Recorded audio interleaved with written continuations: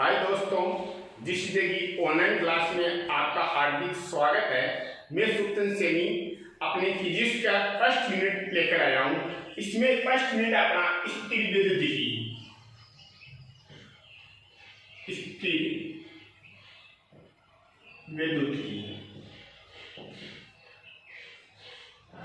Electrostatics स्थिर विद्युतिकी है।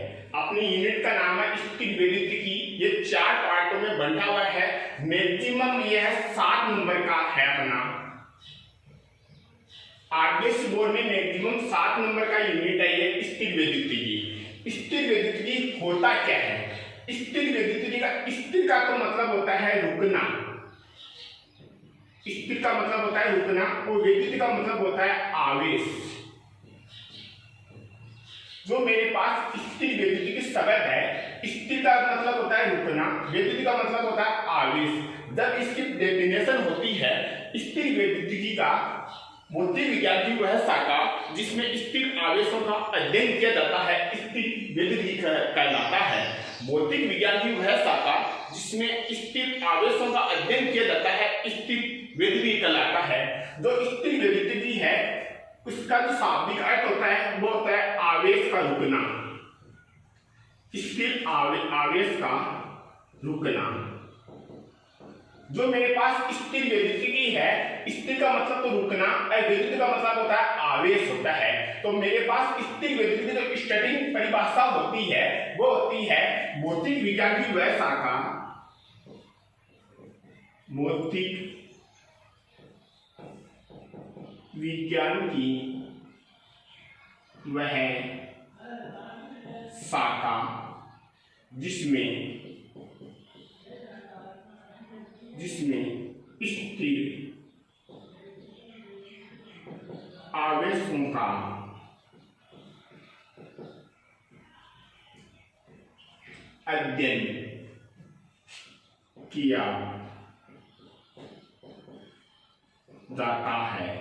अध्ययन किया जाता है स्थिर विद्युतिकी कहते हैं। क्या होता है स्थिर विद्युतिकी? स्थिर विद्युत का स्थिर का तो मतलब होता है रुकना, विद्युत का मतलब होता है आवेश होता है। अपने इस नाम में ही परिभाषा छुपी हुई है स्थिर विद्युतिकी में। स्थिर तो भौतिक विज्ञान की वह शाखा जिसमें स्थिर आवेशों का अध्ययन किया जाता है स्थिर विद्युतिकी कहलाता है। यहाँ पर जो विद्युतिकी शब्द है वहां पर क्या मतलब होता है? आवेश होता है। इसका एक वैज्ञानिक था थेलस। वैज्ञानिक था थेलस, यूनान का रहने वाला था। इसने बताया था कि यहाँ पर क्या होता है, एक अम्बर पदार्थ होता है। इसने एक अम्बर पदार्थ होता है, एक क्या होता है ऊन होता है। इन दोनों वस्तुओं को अम्बर को पदार्थ को गोंद टाइप का ऐसा पदार्थ होता है। इन दोनों पदार्थों को आपस में रगड़ते हैं। रगड़ने पर क्या होता है? आवेश होता है। लेकिन थेलस को इस चीज का पता नहीं था कि इन दोनों को रगड़ने से होता क्या है। इन दोनों को रगड़ने से वो तो अपनी ओर आकर्षित होते हैं। मैं मान लो इन दोनों वस्तुओं को आपस में रगड़ूंगा, रगड़ने के पास जो अंबर है ये आवेशित होगा। आवेशित होने के कारण जो हमारे पास मिट्टी के कण या कागज के टुकड़े हैं वो अंबर की तरफ अपनी ओर आकर्षित करती हैं। किस प्रकार आकर्षित करते हैं? मान लो ये मिट्टी के कण है कि इस प्रकार आकर्षित करेंगे। मान लो सामान्य अगर उदाहरण की बात करें, किसी भी पेन को हम बालों में उसको लगाते हैं किसी भी पेन को, तो उसमें क्या होगा, तो माटी के कण है, मिट्टी के कण है वो अपने आप चिपक जाते हैं, उसकी ओर आकर्षित होते हैं। इसको आकर्षित होने की प्रक्रिया को क्या कहते हैं? विद्युतिकी कहते हैं। क्या कहते हैं? विद्युतिकी। ये विद्युतिकी किस कारण हुआ था? आपस में दोनों को रगड़ने के कारण हुआ था। जिस प्रकार थेलस ने बताया था कि अम्बर पदार्थ और ऊन के पदार्थ, अम्बर जो पदार्थ है ऊन का जो होता है उनको आपस में रगड़ने से मेरे पास आकर्षित होता है। आकर्षित करने की प्रक्रिया को क्या कहते हैं? विद्युतिकी कहते हैं। विद्युतिकी में होता है दूसरा होता है दूसरा अपना जो अंबर और ऊन है उनको जब आपस में रगड़ा आकर्षित होगा। आकर्षित होने पर तो घर्षण होता है, उससे क्या कहते हैं? विद्युत। जब दो आपस में किसी भी दो आपस में वस्तुओं को रगड़ने पर जो उनके बीच में जो घर्षण होता है उसे क्या कहते हैं? विद्युत घर्षण करते हैं। विद्युत का शाब्दिक अर्थ होता है आवेश। सबसे पहले आवेश होता क्या है, इसमें क्या कहेंगे, आवेश होता क्या है। आवेश की अगर डेफिनेशन की बात करें, आवेश को हम Q से लिखते हैं। विद्युत का शाब्दिक अर्थ होता है आवेश। आवेश को Q से लिखते हैं। आवेश होता क्या है, अगर आवेश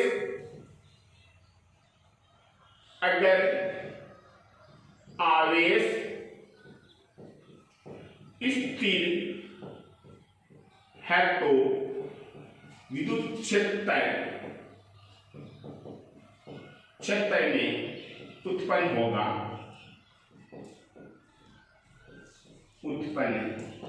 होगा। मैंने बताया है अगर आवेश स्थिर है तो विद्युत क्षेत्र में उत्पन्न होगा। अगर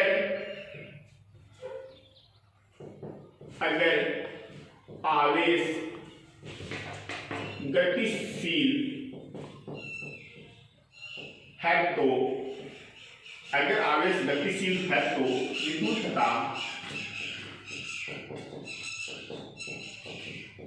चुंबकीय क्षेत्र उत्पन्न करता है।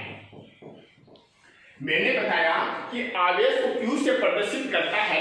आवेश की जो डेफिनेशन होती है वह होती है, आवेश किसी पदार्थ का वह गुण होता है जहां पर विद्युत तथा चुंबकीय क्षेत्र का प्रभाव प्रदर्शित करते हैं, वो क्या कहलाता है, आवेश कहलाता है। आवेश को हम इंग्लिश में चार्ज कहते हैं। चार्ज को हम Q से प्रदर्शित करते हैं। अगर आवेश स्थिर है तो विद्युत क्षेत्र उत्पन्न करेगा। अगर आवेश गतिशील है तो विद्युत तथा चुंबकीय क्षेत्र उत्पन्न करेगा। मैं मान लो अपना उदाहरण है, अंबर प्लस ऊन। अंबर को जब ऊन से लगूंगा मैं, इन लगने के कारण क्या होगा, अंबर में क्या होगा, आवेशित होगा। आवेशित होने के कारण जो अपने पार्टिकल है, मिट्टी के पार्टिकल, वो अंबर की तरफ आकर्षित होगा। ये अंबर है, आवेशित होने के कारण इसमें क्या होगा, इलेक्ट्रॉन का स्थानांतरण होगा। इलेक्ट्रॉन का स्थानांतरण होने के कारण अंबर में क्या आएगी, एक इलेक्ट्रॉन की कमी आएगी और ऊन है उसमें क्या होगी, वृद्धि होगी। आपस में स्थानांतरण होने के कारण यह आवेश की प्रक्रिया में दर्शाता है। जब मैं बात करूं आवेश स्थिर है तो विद्युत क्षेत्र उत्पन्न करेगा। अगर आवेश गतिशील है तो विद्युत तथा चुंबकीय क्षेत्र उत्पन्न करेगा। हम अगर इसकी परिभाषा की बात करें तो आवेश में होता क्या है, आवेश किसी पदार्थ का वह गुण है जहां पर विद्युत तथा चुंबकीय क्षेत्र उत्पन्न करता है, वो क्या कहलाता है, आवेश कहलाता है। आवेश वास्तव में होता नहीं है, लेकिन जो इलेक्ट्रॉन होता है, जो कक्षा के बाहर की तरफ इलेक्ट्रॉन होते हैं, उसमें क्या होता है, इलेक्ट्रॉन की कमी या वृद्धि को दर्शाने के लिए आवेश काम में लिया जाता है।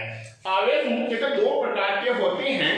आवेश मुख्यतः कितने प्रकार के होते हैं, दो प्रकार के होते हैं। सबसे पहला आवेश होता है धनात्मक आवेश। सबसे पहला आवेश होता है धनात्मक आवेश। दूसरा आवेश होता है ऋणात्मक आवेश।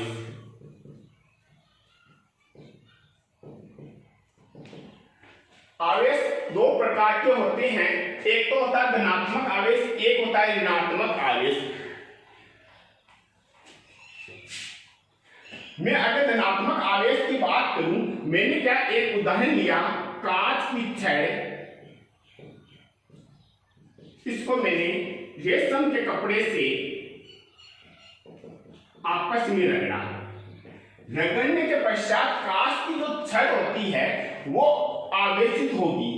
आवेशित होगी तो उसमें क्या हो गया, तो पार्टिकल होते हैं जो मिट्टी के कण या कागज के टुकड़े हैं, वो जो कांच की छड़ है उसकी तरफ आवेशित होंगे। आवेशित होंगे तब ये क्या होगा, इलेक्ट्रॉन का स्थानांतरण करेंगे।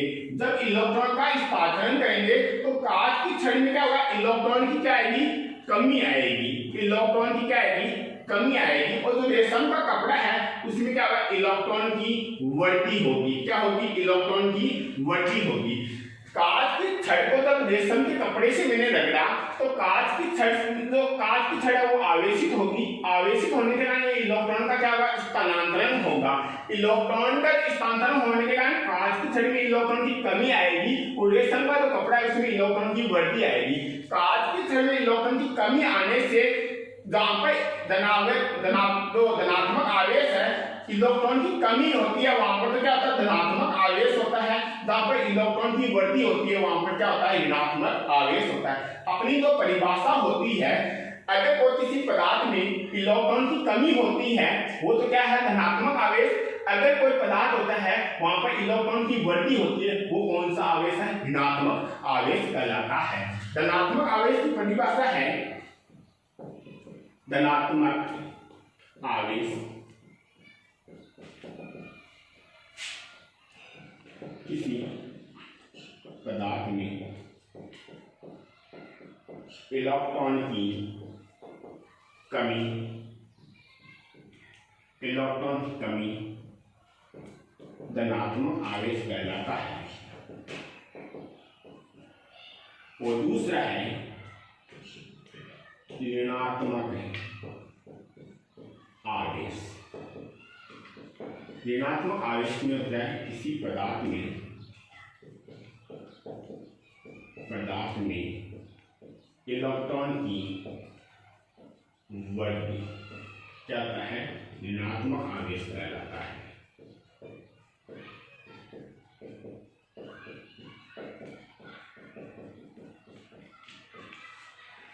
मैं बात कर रहा था स्थिर वैद्युतिकी की। स्थिर वैद्युतिकी का, स्थिर का मतलब होता है रुकना, वैद्युतिकी का मतलब होता है आवेश होता है। स्थिर वैद्युतिकी का सामान्य अर्थ होता है आवेश का रुकना। इस नामी परिभाषा छुपी है। स्थिर वैद्युतिकी क्या होती है, भौतिक विज्ञान की वह शाखा जिसमें स्थिर आवेशों का अध्ययन किया जाता है स्थिर वैद्युतिकी कहलाता है। स्थिर वैद्युतिकी है, स्थिर का मतलब होता है रुकना, वैद्युतिकी का मतलब होता है आवेश होता है। अगर एक वैद्युतिकी के बारे में बात करें हम, एक कोई वैज्ञानिक था थेलस, यूनान का रहने वाला था, जो मेरे पास इसमें क्या किया, एक प्रयोग किया तो उसके एक ऊन टाइप का अंबर नाम का एक पदार्थ होता है, उसको क्या करा, ऊन से रगड़ूंगा मैं। ऊन से रगड़ने के कारण अंबर तो पदार्थ होता है वो हमेशा जो चार्ज होगा, ये अंबर आकर्षित होने के कारण इसमें चार्ज होगा, तो मेरे पास पार्टिकल है, इसमें पार्टिकल होने के कारण आपस में जो मेरे पास जो कण के मिट्टी के कण हैं वो आपस में चिपक जाएगा। लेकिन इस बात का थेलस को पता नहीं था। बाद में कोई वैज्ञानिक आया, उसने बताया था कि आपस में दो वस्तुओं को रगड़ने पर आवेश की उत्पत्ति होती है। तो उसने अगर सामान्य जानकारी की बात करें, अपने बालों में अगर किसी पेन को मैं रगड़ूं तो उसके पेन को रगड़ने के पश्चात मैं क्या करूं, अगर मिट्टी के पास में लेकर जाऊं उस पेन को, तो वो जो मिट्टी के कण है वो अपने आप आकर्षित होंगे। इसी घटना को क्या कहते हैं, वैद्युतिकी कहलाता है। वैद्युतिकी इसलिए हुआ अगर दो पदार्थों को आपस में रगड़ने के कारण हुआ था। अगर दूसरा उदाहरण की बात करूं मैं, कांच की छड़ किसको रगड़ूंगा, रेशम के कपड़े से का कपड़ा, इन दोनों को जब मैं आपस में रगड़ूंगा तो जो कांच की छड़ है, कांच की छड़ में क्या होगा, आवेशित होगा। आवेशित होने के कारण जो माटी के कण हैं मिट्टी के, वो अपने आप इसकी ओर आकर्षित होंगे। जो वैद्युतिक का शाब्दिक अर्थ होता है आवेश। आवेश होता क्या है, आवेश को हम Q से डिनोट करते हैं। आवेश जो होता है, अगर आवेश स्थिर है तो विद्युत क्षेत्र उत्पन्न होगा, अगर आवेश गतिशील है तो विद्युत तथा चुंबकीय क्षेत्र उत्पन्न होगा। आवेश में क्या होता है, भौतिक विज्ञान की वह शाखा या किसी आवेश का वह गुण है जहां पर विद्युत तथा चुंबकीय क्षेत्र उत्पन्न करता है या प्रदर्शित करता है, आवेश कहलाता है। आवेश वास्तविक में होता नहीं है, लेकिन जो हमारे पास जो इलेक्ट्रॉन है उसके चारों ओर चक्कर निकालने के लिए, इलेक्ट्रॉन की कमी या वृद्धि करने के लिए हमें यहाँ पर आवेश को ज्ञात किया जाता है। अंबर है वो जो यूनान के है, थेलस नामक वैज्ञानिक ने बताया था। अंबर है, इसका जो शाब्दिक अर्थ ग्रीक भाषा में, किस भाषा में है, ग्रीक भाषा में, इसका शाब्दिक अर्थ होता है इलेक्ट्रम। इलेक्ट्रम से ही इलेक्ट्रॉनिक बना और इलेक्ट्रम से ही स्थिर वैद्युतिकी बना। क्या बना, जो मेरे पास एम्बर है वो ग्रीक भाषा में, यूनान में जो ग्रीक भाषा में इसको कहते हैं इलेक्ट्रॉन कहते हैं। इलेक्ट्रॉन से ही क्या बना, इलेक्ट्रॉनिक बना। क्या बना, इलेक्ट्रॉनिक। और इससे क्या बना, इलेक्ट्रॉन से ही क्या बना, स्थिर वैद्युतिकी। हम कह सकते हैं कि जो ग्रीक भाषा में इलेक्ट्रॉन का अर्थ होता है इलेक्ट्रॉन से इलेक्ट्रॉनिक बना और इलेक्ट्रॉन या स्थिर वैद्युतिकी बना। उसके बाद में बताते हैं आवेश दो प्रकार के होते हैं, एक तो होता है धनात्मक आवेश, एक होता है ऋणात्मक आवेश। धनात्मक आवेश में होता क्या है, मैं अगर एग्जांपल की बात करूं, कोई कांच की छड़ ली और दूसरा रेशम का कपड़ा, कांच की छड़ और रेशम को कपड़े को क्या करूंगा, मैं आपस में रगड़ूंगा। रगड़ने के पश्चात क्या होगा, इलेक्ट्रॉन का स्थानांतरण होगा। जहां पर इलेक्ट्रॉन की कमी आएगी वो तो क्या होता है, धनात्मक आवेश होता है। जहां पर इलेक्ट्रॉन की वृद्धि आएगी वो क्या है, ऋणात्मक आवेश होता है। मैं अगर कांच की छड़ को रेशम के कपड़े से रगड़ा तो इसमें क्या इलेक्ट्रॉन का स्थानांतरण हुआ।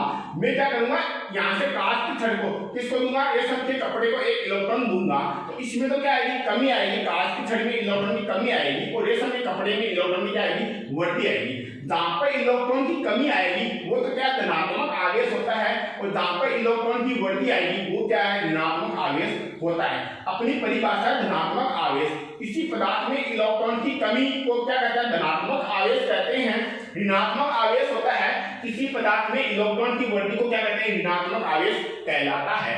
यहाँ पर अगर में इलेक्ट्रॉन की कमी होती है तो यहाँ पर क्या तो द्रव्यमान में भी परिवर्तन होता है। जहां पर इलेक्ट्रॉन की कमी आएगी उसमें द्रव्यमान में भी क्या आएगी, कमी आएगी, और जहां पर इलेक्ट्रॉन की वृद्धि आएगी उसमें द्रव्यमान में भी क्या होगा, वृद्धि होगी। और यहाँ पर इलेक्ट्रॉन की कमी आएगी उसे तो क्या कहते हैं, धनात्मक आवेश। जहां पर इलेक्ट्रॉन की वृद्धि होती है उसे क्या कहते हैं, ऋणात्मक आवेश। आवेश के जो है महत्वपूर्ण बात है आवेश के बारे में, आवेश को हम सबसे पहले Q से दर्शाते हैं। आवेश का जो सबसे पहला तो बिंदु होता है वो एक अदिश राशि होती है। आवेश क्या होता है, एक अदिश राशि होती है या इसे कहते हैं व्युत्पन्न राशि होती है।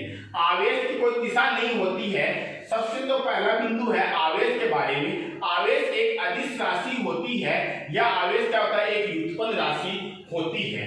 आवेश का जो विमा होती है, आवेश की विमा, आवेश की विमा विद्युत धारा के सूत्र से ज्ञात करते हैं।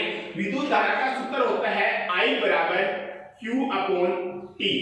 I बराबर Q अपॉन T।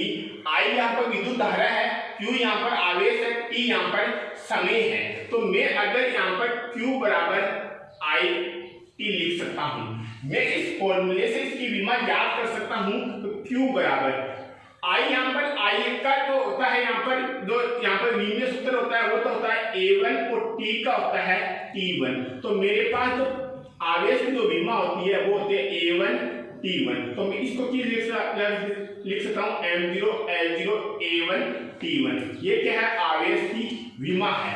आवेश की विमा का जो मेरे पास सूत्र है वो होता है M0 L0 A1 T1। मैंने किस लिए ज्ञात किया, जो विद्युत धारा है, विद्युत धारा का सूत्र होता है I बराबर Q अपॉन T।